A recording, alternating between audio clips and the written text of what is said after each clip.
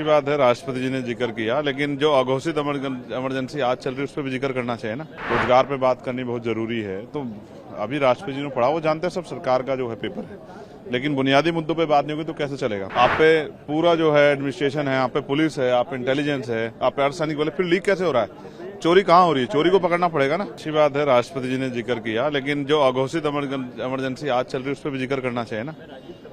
कहाँ जो है वंचित वर्ग की महिलाओं को आगे बढ़ने का अवसर मिला है, और जो 80 करोड़ लोग हैं जिनको सस्ता राशन की बात चल रही है वो कौन लोग हैं?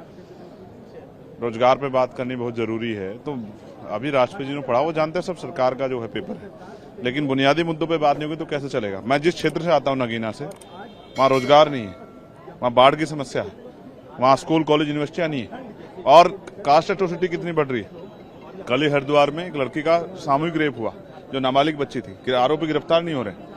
तो राष्ट्रपति जी को हम तो उम्मीद करके बैठे राष्ट्रपति जी बोलेंगे इस पे कि जो देश में जो आज हालात हो रहे हैं, एनसीआरबी का डाटा कहता है महिलाओं पे इतना उत्पीड़न हो रहा है, इस पे भी बोलेंगे, लेकिन ऐसा कुछ सुनने को नहीं मिला। तो अभी कोशिश करें कल अपनी बात कहेंगे।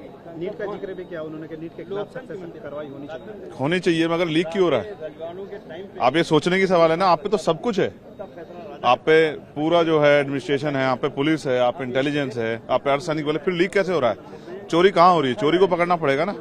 तो कब कल होने वाली चीज भी कल होगा, जैसे हत्या होगी है तो कार्रवाई होगी, ये क्या बात है? हत्या होनी बंद होनी चाहिए ना, सवाल ये।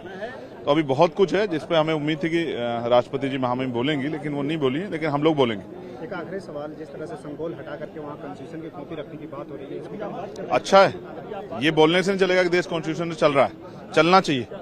चलेगा तभी देश में बदलाव होगा, और अखंड भारत भी तभी बनेगा, मजबूत भारत भी, सम्राट अशोक के सपनों का भारत भी तभी बनेगा जब संविधान के आधार पर देश चलेगा और सबको मौका मिलेगा। कल से हमने शुरुआत कर दी है। हमने कल भी माननीय अध्यक्ष जी से अपील की कि हमें बोलने में मौका दे, बड़ी आवाज उठाने के बाद मौका मिला। तो नई पार्टी को मौका मिलना चाहिए, और क्योंकि हम भी बहुत लोगों के चुन के द्वारा भेजे गए वो हैं, अपनी मर्जी से नहीं आए, जनता ने भेजा अपनी बात रखने के लिए, तो उनकी बात उठाने का मौका नहीं मिलेगा तो फिर क्या चलेगा। तो हम नगीना का धन्यवाद देते हैं, और नगीना के जरिए देश के जो कमजोरों की, बहुजनों की, हक वंचित समाज के लोगों की आवाज है उसको उठाते रहेंगे, इसलिए हम पार्लियामेंट